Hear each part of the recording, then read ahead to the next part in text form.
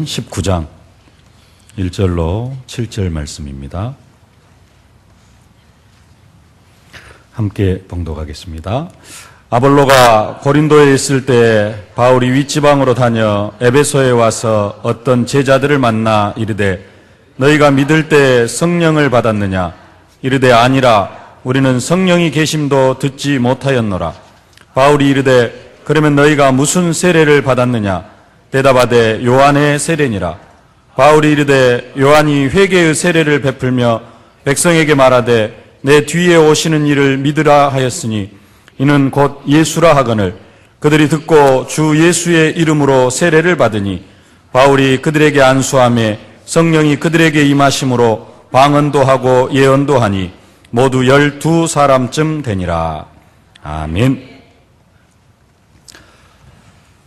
하나님은 언약 백성들에게 재앙 같은 축복을 주시기를 기뻐하시는데 그 축복을 주시는 이유와 방법이 사람입니다. 하나님은 사람 때문에 우리에게, 내 주위에 있는 사람 때문에 우리에게 재앙 같은 축복을 허락하여 주시고 또 내 주위에 있는 사람들을 통하여서 나에게 재앙 같은 축복을 허락해 주시는 것을 볼 수가 있습니다. 요셉이 애굽의 총리가 될 수 있었던 것은 요셉을 미워하는 형들의 공로를 빼놓을 수가 없습니다. 요셉에게 있어서 요셉의 형들이 없었다면 요셉은 절대로 애굽으로 갈 수 없었고 애굽의 총리도 될 수 없었을 것입니다. 전체적으로 보면은 하나님의 완전한 인도이지만 그 하나님의 인도와 하나님의 계획이 사실적으로 성취되어지는 방법이 바로 요셉을 미워하는 요셉의 형들이 있었고 그 요셉의 형들 때문에 요셉이 애굽으로 갈 수 있었던 것입니다. 다윗에게도 다윗을 무시하고 인정하지 않는 그런 형들이 있었습니다. 다윗이 아버지 심부름으로 전쟁터에 형들에게 갔을 때 큰형 엘리압이 다윗을 향하여서 화를 내면서 하는 말이 있습니다. 화를 내면서 뭐라고 이야기하는 거니? 내가 어찌하여 이리로 왔느냐? 들에 있는 양들은 누구에게 맡겼느냐? 나는 내 교만함과 마음의 완악함을 아노니 내가 전쟁을 구경하러 왔도다. 이렇게 이야기를 합니다. 이것이 큰형 엘리압이 다윗을 향한 평상시의 마음입니다. 사실은 아버지 심부름으로 왔는데 다윗이 오고 싶어 온 것도 아니고 아버지 심부름으로 왔는데 엘리압에게 있어서 그것은 중요하지 않습니다. 그냥 전쟁터에 왔다는 것 자체가 보기가 싫고 그래서 평상시에 다윗을 향하여서 가지고 있었던 그 마음속 깊은 곳에 있었던 것이 터져 나온 것입니다. 엘리압은 평상시에도 다윗을 교만한 사람으로 마음이 완악한 사람으로 그렇게 평가를 하고 있었기 때문에 전쟁터에서 다윗을 만나자마자 그것을 터뜨린 것입니다. 근데 그런 형이 전쟁터에 나가 있었기 때문에 다윗이 그 전쟁터로 올 수 있었던 것입니다. 다윗을 그렇게 미워하는 형들이 없었다면, 다윗을 그렇게 미워하는 형들이 전쟁터에 나가지 않았다면 어떻게 되겠습니까? 다윗이 전쟁터에 갈 일이 없습니다. 전쟁터에 안 가면 골리앗을 만날 일이 없습니다. 그러면은 응답과 기적을 체험하는, 전체적으로 보면 하나님의 계획 속에 다 인도가 되어지겠습니다만은 우리의 삶 속에서 가장 가깝게 내가 모든 응답과 축복을 누리는 방편이 뭐냐면은 내 주위에 있는 사람들 때문이라는 것입니다. 또 이런 형제 관계에서 보면은 형에게 아버지가 심부름을 시켰을 때, 형들한테 갔다 오라고 심부름을 시켰을 때 다윗이 그렇게 평상시에 형들의 그런 마음을 느꼈다면은 안 갈 수도 있었습니다. 첫째, 둘째, 셋째 형이 전쟁터에 나가 있습니다. 넷째, 다섯째, 여섯째 형은 아직도 집에 있습니다. 내가 가기를 싫으니까 아버지 넷째 형한테 보내십시오. 전쟁터는 무서운 데니까 나같이 막내가 가면 되겠습니까? 이제 17살, 18살밖에 안 됐는데 내가 가면 되겠습니까? 하면서 뺄 수도 있습니다. 넷째 형 보내십시오. 바쁘면 다섯째 형 보내시고 다섯째 형도 바쁘면 여섯째 형 보내십시오. 라고 이렇게 뺄 수도 있습니다. 그러면은 골리앗을 만나지도 못했고 응답 속으로 들어가지도 못했을 것입니다. 그러나 다윗은 자기를 그렇게 미워하는 형들에게 아버지 심부름을 갖고 그것 때문에 또 골리앗을 만나고 그 골리앗을 죽이고 최고의 응답을 받게 되는 것을 볼 수가 있습니다. 다윗이 골리앗을 죽이는 것, 하나님의 완벽한 계획이라고 하지만은 그 하나님의 계획이 성취되도록 좋은 쪽으로든 나쁜 쪽으로든 그 인도받게 하고 그 전쟁터에 갈 수밖에 없도록 하는 그 사람이 다윗의 형들이었고, 그러나 평상시에는 그 다윗의 형들이 다윗을 그렇게 미워하고, 그러한 인간관계 속에서 하나님은 우리에게 모든 응답과 축복을 허락해 주신다라는 사실입니다. 나쁜 쪽으로만 생각을 했는데 좋은 쪽도 있습니다. 사도 바울이 혼자 사도 바울이 된 것이 아닙니다.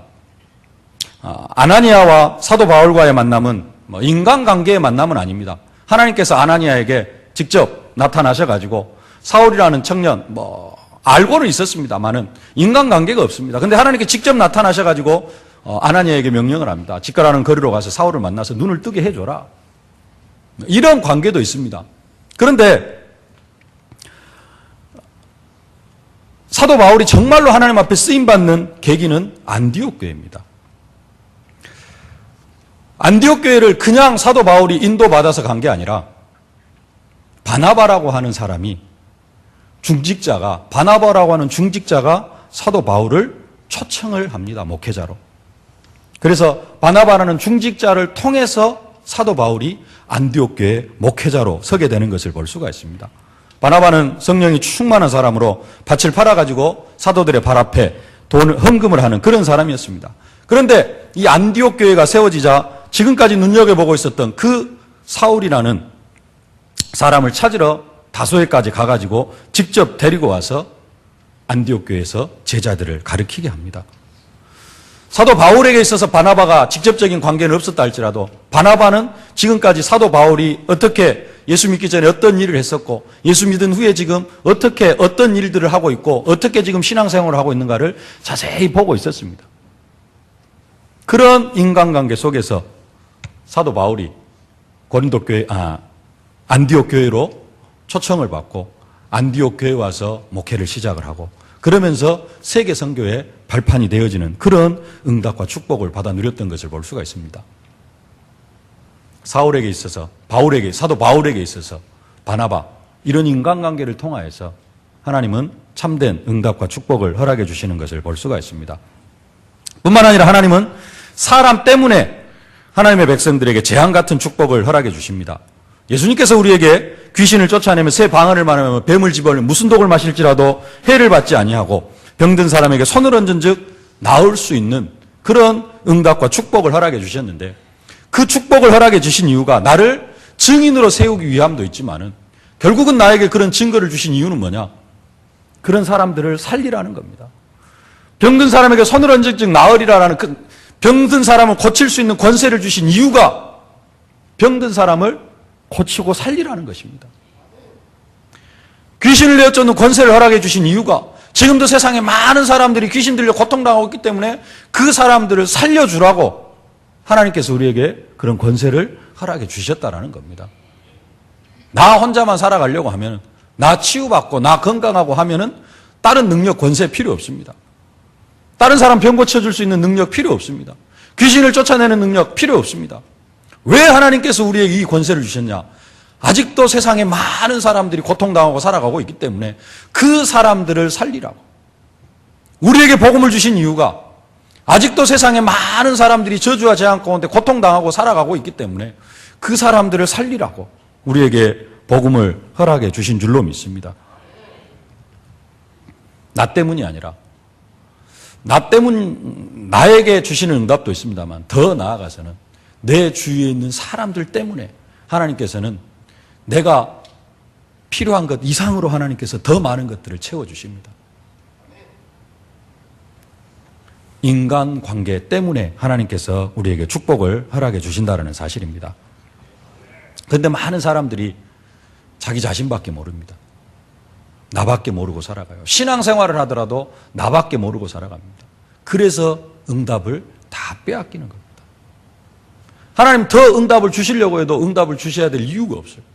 나만 생각하고 우리 가정만 생각하고 내가 시선을 조금만 넓혀가지고 내 옆에 사람을 생각하고 또 내 주위에서 고통당하는 사람을 생각한다면 하나님께서 그 일들을 감당할 수 있는 능력 뿐만 아니라 더 차고 넘치는 은혜와 응답을 허락해 주실 줄로 믿습니다. 성경에 에스더라는 사람이 있습니다. 역사적으로 보면은 바벨론이 망하고 페르시아 제국이 세워지면서 이스라엘 백성들에게는 70년 바벨론 포로 생활이 끝나고 그러면서 고레스 왕에 의해서 포로 귀환 명령이 떨어집니다.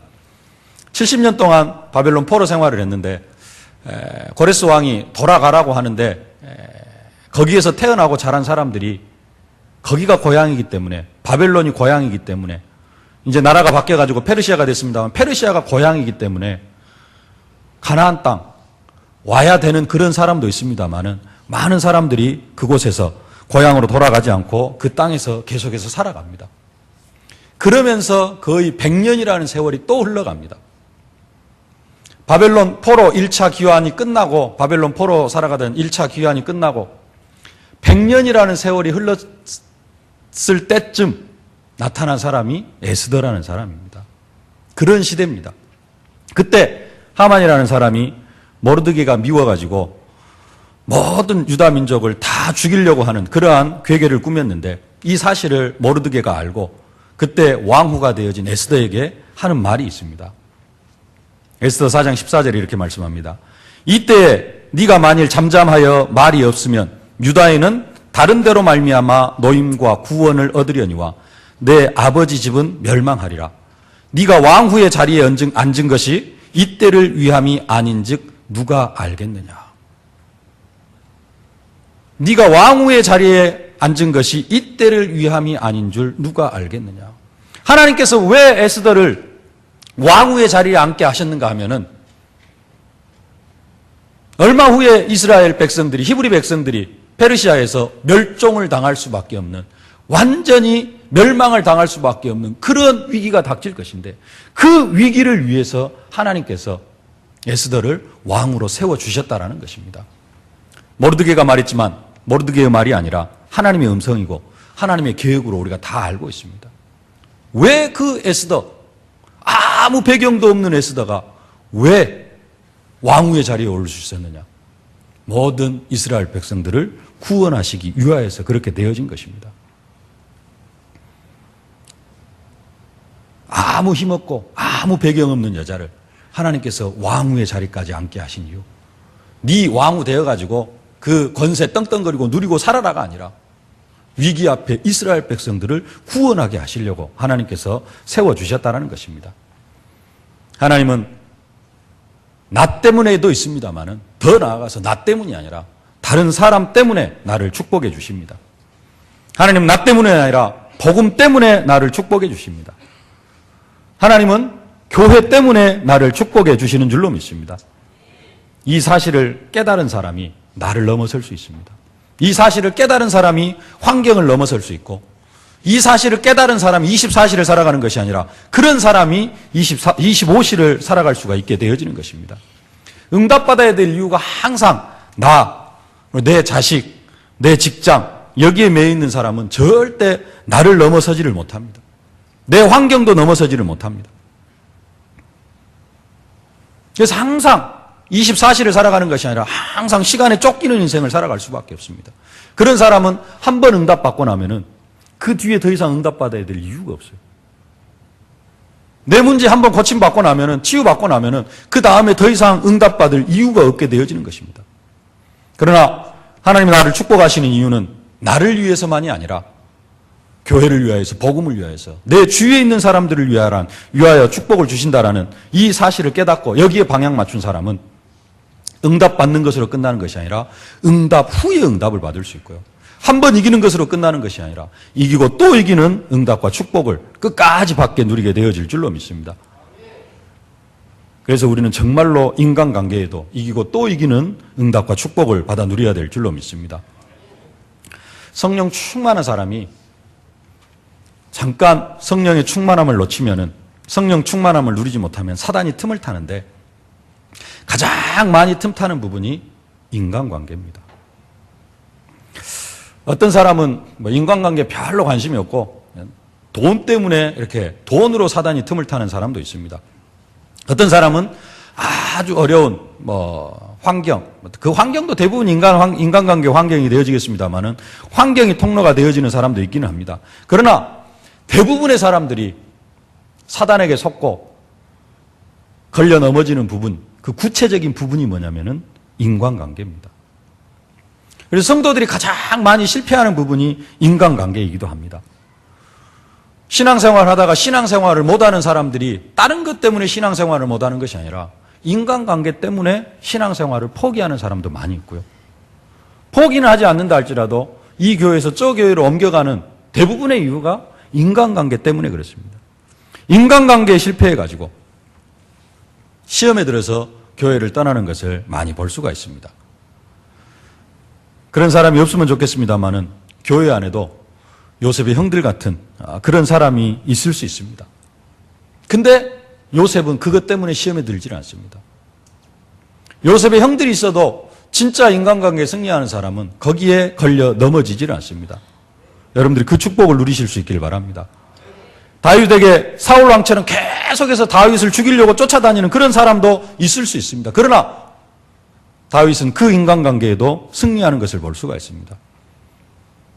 나를 죽이려고 쫓아다니고 막 나를 미워하고 나를 시기하고 나를 질투하는 사람이 있어도 우리는 다윗처럼 이기고 또 이기는 그런 인간관계의 축복을 누려야 될 줄로 믿습니다. 그래서 우리가 사도신경에 하나님을 믿고 그리스도를 믿고 성령을 믿는다고 고백을 하면서 또 그만큼 중요하게 믿는 것 중에 하나가 거룩한 공회요. 성도가 서로 교통하는 것을 믿는다. 이렇게 고백을 하는 것입니다. 교회 안에 성도의 교통, 성도의 교제가 정말로 중요합니다. 근데 많은 사람들이 교회 안에서 인간관계 한번 시험에 들고 나면은 교회 안에서 인간관계를 안 하고 살아가려고 하는 사람이 있습니다. 그래가지고 그냥 가족끼리 나와가지고 예배 드리고 가고 이런 사람들도 종종 보게 되어집니다. 왜 그러느냐? 시험에 들었어요. 사람 때문에 시험에 들어요. 그리고 또 좀 성격상 막 다른 사람들과 이렇게 하나가 되어지고 부대끼면서 살아가는 것이 좀 어려운 그런 성격의 소유자들도 있습니다. 그래서 그런 사람들은 교회에 와가지고 거의 인간관계를 안 하고 하나님만 바라보고 하나님 앞에 말씀 받고 그래서 말씀 가지고 현장으로 가고 그래서 또 현장에서 많이 이렇게 응답을 받아가기도 하는 그런 사람도 있습니다. 근데 결국 그것은 축복을 포기하는 것입니다. 가정에서 부부가 살아가는데요. 부부가 말을 안 하면 어떻게 됩니까? 가정에서 부모 자식 간에 살아가는데 부모 자식 간에 교제가 없고 교류가 없다. 이러면 어떻게 되겠습니까? 그 가정은 정상적인 가정이 되어질 수가 없고 그것이 지속이 되어지면은 가정이 심각하게 되어지면 무너질 수도 있습니다. 삶의 의미가 없습니다. 신앙생활도 마찬가지입니다. 정말로 이기고 또 이기는 응답, 응답 후에 응답, 정말로 응답을 받으려고 하면은 교회 안에서 인간관계가 회복이 되어져야 됩니다. 성도가 서로 교통하는 관계가 회복이 되어져야 됩니다. 이게 교회 안에서 정말로 중요합니다. 이게 안 되어지면은 집에서 인터넷으로 예배 드려도 됩니다. 굳이 혼자 딱 와가지고 예배 드리고 가고, 집에서 혼자 인터넷으로 예배 드려도 거의 별 차이가 없습니다. 왜 꼭 우리가 여기까지 와가지고 예배를 드리느냐? 성도의 교제가 중요하기 때문에 그렇습니다. 그냥 얼굴 보고 인사하는 것으로 끝나는 것이 아니라, 더 마지막에 말씀드리겠습니다만은 정말로 팀이 되어주고 동역자가 되어주고 교회는 그런 것입니다. 그래서 인간관계가 너무 중요합니다. 우리 교회 주변에 흑암 세력이 크게 세 가지가 있습니다. 혼미, 분쟁, 대적. 이 흑암 세력이 있는데 혼미는 조금 개인적으로 찾아올 수 있습니다. 혼미. 그래서 영적으로 혼미한 사람, 영적으로 이렇게 깨어있지 못하고 혼미하고 그래가지고, 나름대로 개인적으로 그런 상태가 되어질 수 있는데요. 근데 그런 사람도 결국은 인간관계에 실패하게 되어져 있습니다. 특히 직접적으로 나타내는 분쟁, 대적. 이것은 인간관계 속에서 나타나는 것입니다. 인간관계 사이에서 분쟁하게 되어집니다. 인간관계 사이에서 대적을 하게 되어지는 것입니다. 두 개 다 사탄이 인간관계 사이에서 틈을 타는 것입니다. 하나님은 사람을 통해서 사람 때문에 축복을 하시고 사람 때문에 사람을 통해서 우리를 축복을 하시는데 동일하게 사단도 사람을 통해서 활동을 합니다. 사람을 통해서 우리를 멸망시키고 사람을 통해서 우리를 실패케 시킵니다. 가장 가까이 있는 하와를 통해서 아담을 하나님 떠나게 만들고 그게 분쟁, 대적의 역사입니다. 분쟁, 대적. 눈에 안 보이게 사탄이 활동을 하는데 눈에 보이게는 인간관계로 결과로 나타나는 것입니다. 그래서 그만큼 인간관계가 중요합니다. 성령 충만한 사람은 인간관계에 늘 승리하게 되어져 있고 인간관계에 성공하는 사람은 분쟁, 대적도 싹 사라지게 되어져 있습니다. 그러면 어떤 인간관계가 이기고 또 이기는 응답의 인간관계인가? 세 가지로 언약을 붙잡으실 수 있기를 바랍니다. 첫 번째, 모든 불신자는 전도 대상자로 알고 기도하는 인간관계입니다. 내 주위에 있는 모든 불신자는 전도 대상자라고 그렇게 생각을 하고 전도 대상자로 하나님께서 나에게 붙여주셨다라고 하는 그러한 믿음이 있어져야 될 줄로 믿습니다. 이 믿음을 가질 때, 내 주위에 있는 모든 불신자는 하나님께서 나에게 전도하라고 붙여주신 사람이다 라는 믿음을 가질 때 하나님이 가장 기뻐하시는 인간관계가 되어질 수 있습니다. 사도 바울이 바울 되기 전에 스데반 집사님의 순교 현장에 증인으로 섰습니다. 이때 사도 바울이 사울이라는 청년이 불신자였냐 종교인이었냐라고 말하면 할 말이 없습니다만은 하나님을 섬기는 일에 있어서는 특심이었습니다만은 그 스데반 집사님을 죽이는 그 현장에서 사도 바울은 완전히 불신자 상태였습니다.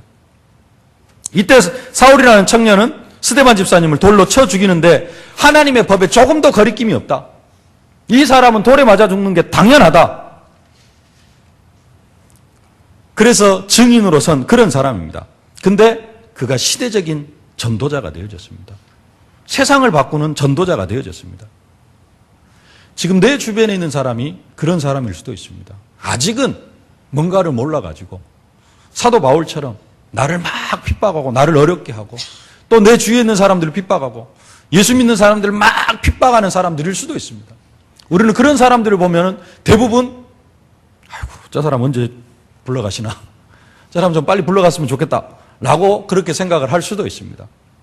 그러나 그 사람이 하나님께서 변화시키시면 다메섹 도상에서 하나님께서 잠깐 예수님께 나타나셔가지고 역사하셔버리니까 그 사람이 시대적인 전도자가 되어졌던 것처럼 내 주위에서 나를 그렇게 힘들게 하고 또 예수 믿는 사람은 그렇게 핍박하는 사람, 저 왼수 언제 불러가시나 이게 아니라 저 사람에게도 하나님 복음이 들어가게 하여 주옵소서. 이게 정상적인 인간관계, 하나님이 가장 원하시는 인간관계입니다. 하나님 저 왼수 좀 빨리 불러가십시오. 이게 하나님이 원하시는 인간관계가 아니라는 겁니다. 정말로 우리가 현장을 놓고 기도해야 될 줄로 믿습니다. 저주하고 나를 핍박하고 예수 믿는 사람 핍박한다고 해서 저주하고 불평하고 하는 것, 영적인 현상들을 보지를 못하는 것입니다. 그 사람이 그렇게 예수 믿는 사람들을 핍박할 수밖에 없는 이유가 있습니다. 영적 문제에 걸려있기 때문에 그렇습니다. 우리는 그 부분을 볼 수 있어야 됩니다. 지난주 메시지, 사도 바울이 죄수의 몸으로 배를 타고 로마로 갑니다. 근데 유라굴로 광풍을 만났습니다. 사도 바울이 지금 가면 안 됩니다. 풍랑 만납니다. 지금 가면은 화물과 배, 생명에도 손상이 있습니다. 절대 가면 안 됩니다. 근데 죄수예요. 말이 먹혀 들어가지가 않습니다.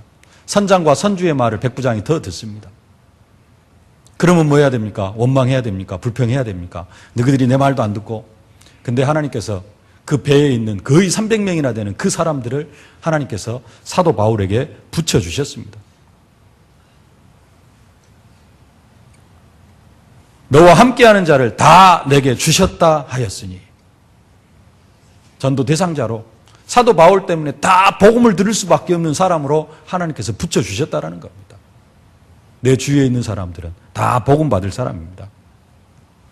우리 주위에 있는 사람들, 정말로 복음을 알지 못해서 저주와 재앙 가운데 사탄의 종노릇하면서 죽어가고 있는 그런 사람들이 너무나 많습니다.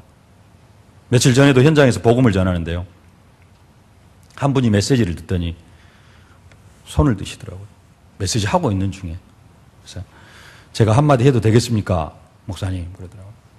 이해하십시오 그랬더니 목사님 하시는 이야기가 다 제 이야기인 것 같아서 한 말씀 드리는데요 하면서 자기 식구 중에 누가 약 먹고 죽고 누가 약 먹고 죽고 또 누가 약 먹고 죽고 또 누가 약 먹고 죽고 그래가지고 아들이 그 뭐 여러 가지 일 때문에 자기를 때리고 그러면서 눈물을 흘리시더라고요. 그러면서 지금까지는 이 이야기를 아무에게도 못했대요. 그리고 가족한테는 이야기를 해도 먹혀 들여다가지도 않고 그러니까 이제 형님 시숙들 막 이런 사람들한테 이야기를 해도 먹혀 들어가지도 않고 관심도 없고 너무 많은 사람들이 자기 속에 있는 이야기를 하지 못하고 한 단계 건너뛰면은 자기 가족한테는 할 수는 있겠습니다만은 한 단계만 건너뛰면은 전혀 이야기를 하지 못하고 살아갑니다. 말을 안 해서 그렇지. 내 바로 옆에 있는 사람, 내 가족이 아니면요. 집에서 어떤 고통 속에 살아가고 있는지 우리는 전혀 알지 못합니다. 근데 대부분의 사람들이 다 그 저주와 재앙 속에서 고통을 당하면서 살아가고 있습니다. 왜 그 사람들을 내게 붙여주셨느냐? 그냥 만나서 이야기하고 놀고 밥 먹고 그게 아니라 그 사람들을 전도 대상자로 품고 기도하다가 그 사람들에게 복음을 전하라고 하나님께서 붙여주신 줄로 믿습니다. 이것이 하나님이 원하시는 최고의 인간관계인 줄로 믿습니다. 사도행전 17장 4절에 이렇게 말씀합니다. 그 중에 어떤 사람 곧 경건한 헬라인의 큰 무리와 적지 않은 귀부인도 권함을 받고 바울과 실라를 따르나. 사도행전 17장 12절에 그 중에 많은 사람이 믿는 사람이 많고 또 헬라의 귀부인과 남자가 적지 아니하나. 헬라인들, 유대인들이 생각할 때는 완전한 이방입니다. 개, 돼지 취급을 받아야 될 마땅한 사람입니다. 그러나 그들도 복음을 받아야 될 사람입니다. 귀부인들, 부러움과 선망의 대상이 아니라 막 부러워하고 귀부인, 잘 먹고 잘 살고 이렇게 귀티나게 살아가는 사람, 부러움과 선망의 대상이 아니라 그 사람에게도 복음이 없다면 가장 큰 인간관계는 저 사람이 복음을 받아야 된다. 내가 이렇게 인간관계를 맺어갈 때 그 인간관계가 하나님이 가장 기뻐하시는 인간관계인 줄로 믿습니다. 그래서 우리가 지금 많은 분들이 하고 계십니다마는 300명, 내 주위에 있는 모든 사람들을 품고 기도하고 있는 것입니다. 이것이 하나님이 최고로 기뻐하시는 인간관계인 줄로 믿습니다. 두 번째로, 영적 비밀을 모르는 종교인들에게는 그리스도의 비밀을 알려주는 인간관계. 이게 인간관계에 성공하는, 이기고 또 이기는 응답과 축복인 줄로 믿습니다. 오늘 본문에 사도 바울이 에베소 지역에를 들어갔습니다. 거기서 제자들을 만났습니다. 그때 아볼로라는 목사님이 거기에 있는 제자들에게 묻습니다. 이르되 너희가 믿을 때 성령을 받았느냐? 이르되 아니라 우리는 성령이 계심도 듣지 못하였노라. 아볼로라는 목사님이 옛날에 그랬습니다. 세례 요한만 알았어요. 그리스도에 대해서 자세히 몰랐습니다. 그래가지고 세례 요한만 막 증거하고 다녔거든요. 그래서 제자들을 만나서 묻습니다. 너희들이 믿을 때 성령을 받았느냐? 좀 이따 말씀드리겠습니다. 아볼로도 그랬거든요. 아볼로 목사님도. 그래서 가장 먼저 묻습니다. 너희가 믿을 때 성령을 받았느냐? 아니, 우리는 성령이 계심도 알지 못한다. 요한의 세례는 알지만은 성령 세례를 알지 못한다면은 우리로 말하면은 좀 극단적으로 말하면 구원 못 받은 사람입니다. 성령께서 함께 하시지 않으면 구원 못 받은 사람입니다. 그런데도 제자라고 이렇게 이야기하고 있고 그런 사람들입니다. 믿음이 있다고 하지만은 잘못된 믿음, 헛된 믿음을 가진 그런 사람들입니다. 현장에 우리 현장에도 그런 사람들이 수두룩 갑니다. 뭔가 교회는 다닌다고 하지만은 그리스도가 누군지, 그리스도가 모든 문제 해결자라는 사실을 들어보지도 못했고 왜 교회를 다녀야 하는지도 모르고 그냥 교회에 가서 예배면 딱 참석하고 나오는 것, 그것이 신앙생활인 줄로 알고 살아가는 사람들이 우리 주위에는 수두룩하다라는 것입니다. 이런 종교인들에게 사도 바울이 마태복음 3장 11절 세례 요한의 말을 가지고 복음을 증거합니다. 요한이 세례를 베풀면서 말하되 내 뒤에 오시는 이를 믿으라고 했다. 그 내 뒤에 오시는 이가 누구냐? 그리스도다. 그분이 하나님 만나는 길이고 그분이 저주와 재앙에서 우리를 해방하시는 분이고 그분이 우리를 운명과 팔자에서 완전히 해방시켜 주시고 우리를 하나님의 자녀 삼아 주시는 분이다. 이 예수를 믿어야 된다. 이 그리스도를 증거하니까 그들이 다 세례를 받는 역사가 일어납니다. 세례를 받으니까 그들에게 성령이 임하고 방언도 하고 예언도 하는 그런 역사가 일어나는 것을 볼 수가 있습니다. 우리 주위에도 그런 사람이 있을 수 있습니다. 내 아주 가까운 사람 중에도 신앙생활 열심히 하고 있는 것 같은데 전혀 모르는 사람이 있을 수 있습니다. 그럼 우리는 어떻게 하느냐? 비판합니다. 정죄합니다. 신앙생활 나보다 10년은 더 한 것 같은데 아무것도 모르네. 왜 저러지? 하면서 비판을 합니다. 정죄합니다. 그게 아니라 그리스도의 비밀을 알려주는 그런 인간관계가 되어져야 될 줄로 믿습니다. 하나님의 말씀이 점점 왕성하여 예루살렘에 있는 제자의 수가 더 심히 많아지고 허다한 제사장의 무리도 이 도에 복종하니라. 허다한 제사장의 무리도 이 도에 복종하니라. 복음에는 이런 능력이 있는 줄로 믿습니다. 이런 부분들을 감당해 나갈 때는 조금 조심해야 될 그런 부분도 있습니다. 아까 말씀드렸던 브리스길라 아굴라 부부가 아볼로 목사님을 만나서 복음을 전합니다. 처음에 만났을 때는 목사님이라기보다는 언변이 좋은 그런 웅변가였습니다. 그래서 많은 사람들에게 주의 도를 배워가지고 이렇게 예수에 관한 것을 전도를 했습니다. 근데 어느 정도 예수님에 대해서 알기는 했지만은 구체적으로 알지는 못했습니다. 세례 요한이 증거한 정도의 그런 지식밖에 가지고 있지를 못했습니다. 그래서 에베소에서 브리스길라 아굴라 부부를 만나가지고 하나님의 도에 대해서 성경에 대해서 자세히 배우고 그러면서 이제 성령 세례가 뭔지 이런 부분들을 깨닫게 되어집니다. 그래서 소개장을 받아가지고 아가야에 가가지고 복음을 전하고 그래서 거기에서 막 그 말 잘하는 유대인들을 이기기도 하고 이 아볼로 목사님이 나중에 얼마만큼 응답을 받는 거예요. 고린도 교회 목회자가 되어지는데 고린도 교회 성도들이 말하기를 나는 바울에게다. 나는 아볼로에게 속한 사람이다. 라고 이야기를 합니다. 그 말은 무슨 말이냐? 고린도 교회 문제이긴 합니다만은 고린도 교회에 파당이 생기는데 사도 바울이 워낙 월등해버리면은 모두가 다 사도 바울 편으로 들겠잖아요. 근데 사도 바울의 견줄만큼 아볼로 목사님이 영향력 있는 사람이 되어진 겁니다. 그러니까 교회 안에 누가 생겨나요? 파당이 생겨나는데 거의 파당이 비슷비슷하게 생겨나는 겁니다. 그런 정도로 아볼로 목사님이 교회 안에 권위 있는 사람이 되어지는 것을 볼 수가 있습니다. 근데 누구를 통해서요? 브리스길라 아굴라 부부를 통해서. 내 주위에도 우리 주위에도 그런 사람들이 많이 있는 줄로 믿습니다.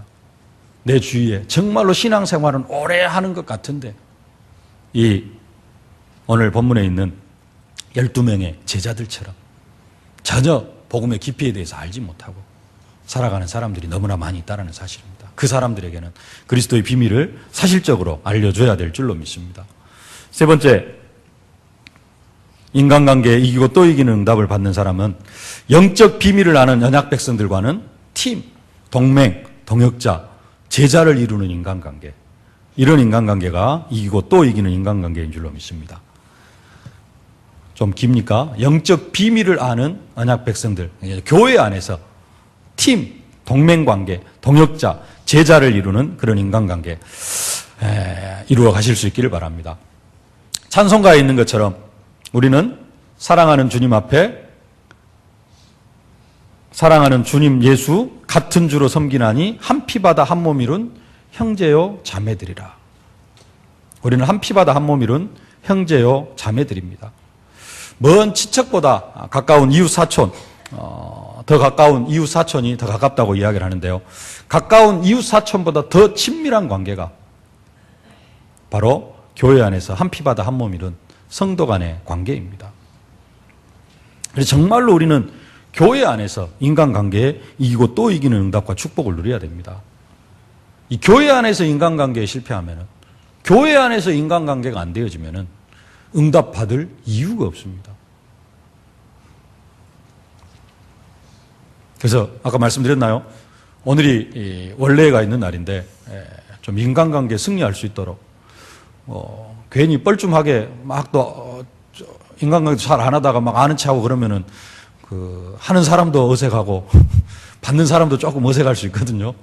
평상시에 잘하면 모르는데 그런 분들은 원래에 참석하셔가지고 가만히 앉아 있어도 참석만 해도 인간관계가 형성이 되어집니다. 그래서 그러면 이제 소개도 해주고 그러면은 조금 쉽게 교회 안에서 인간관계를 이루어갈 수가 있습니다.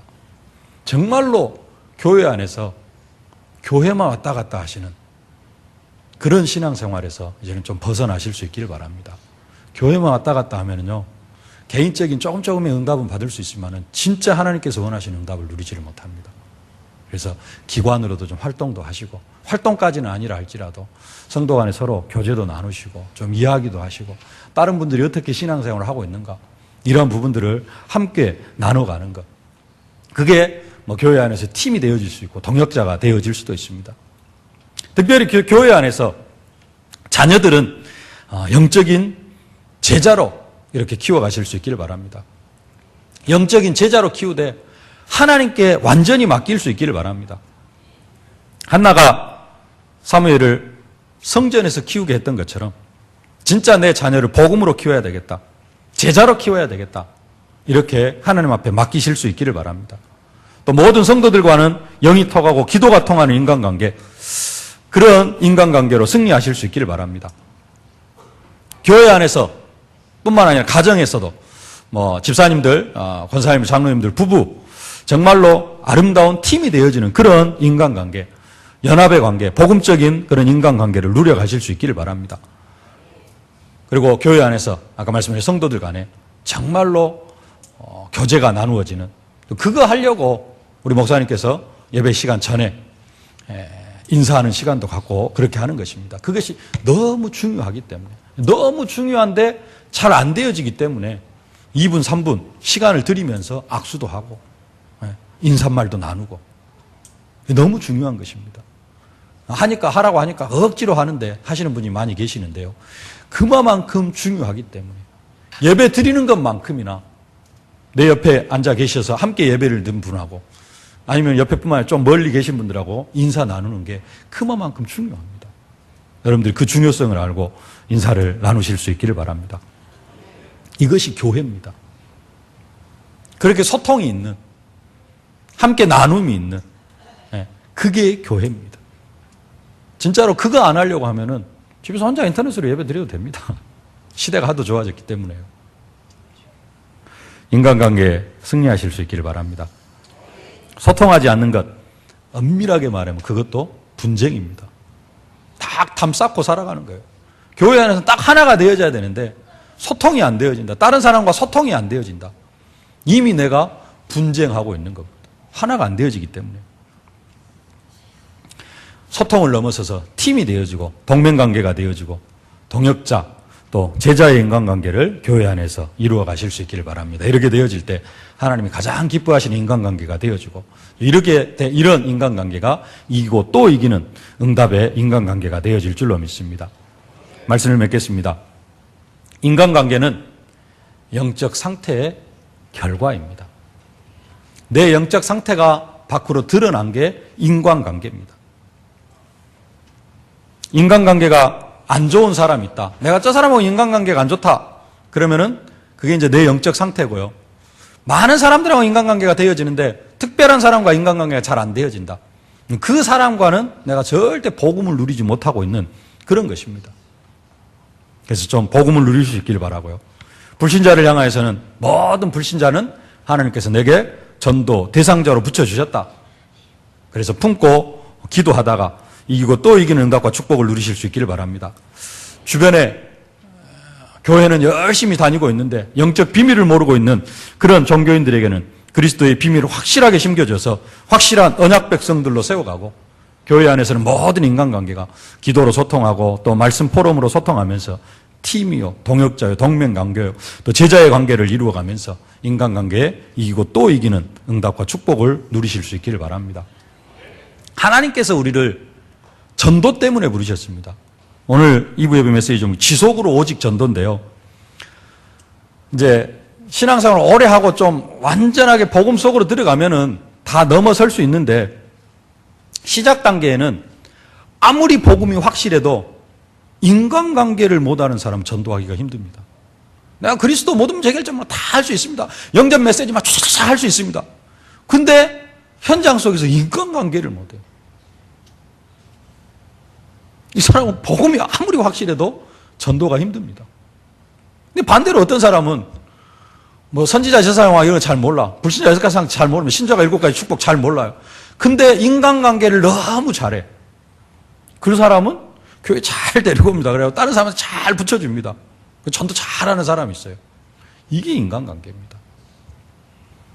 진짜 이제 복음을 누리고 이제 한 단계 넘어서면은 뭐 잘 못하고 하더라도 또 전도가 되어지긴 합니다만은 그만큼 인간관계가 중요합니다. 전도의 축복 어떤 사람이 제대로 누릴 수 있느냐? 인간관계를 잘 맺어가는 사람. 전도도 쉽게 할 수 있습니다. 그만큼 사명 감당하는 데에도 인간관계의 축복을 누리는 것이 너무 중요합니다. 우리 교회에 보면은 근데 좀 그런 인간관계가 많이 부족한 부분들이 많이 있습니다. 오늘부터 새롭게 기도를 시작해서 나 혼자만 열심히 교회 다니는 것 그게 중요한 게 아니라 함께 공동체가 되어지는 것 이런 부분들을 기도 제목으로 붙잡고 2014년도 인간관계에 이기고 또 이기는 끝까지 이기는 그 응답과 축복 그래서 기관이 하나가 되어지고 또 구역이 하나가 되어지고 또 지역이 하나가 되어지고 온 교회가 하나가 되어지는 그런 응답과 축복 들어갈 수 있도록 정말로 이기고 또 이기는 응답을 누리실 수 있기를 주의 이름으로 축원합니다. 살아계신 아버지 하나님 은혜와 사랑을 진심으로 감사를 드립니다. 인간관계에도 이기고 또 이기는 응답과 축복으로 함께하여 주옵소서. 예수님의 이름으로 기도하옵나이다. 아멘.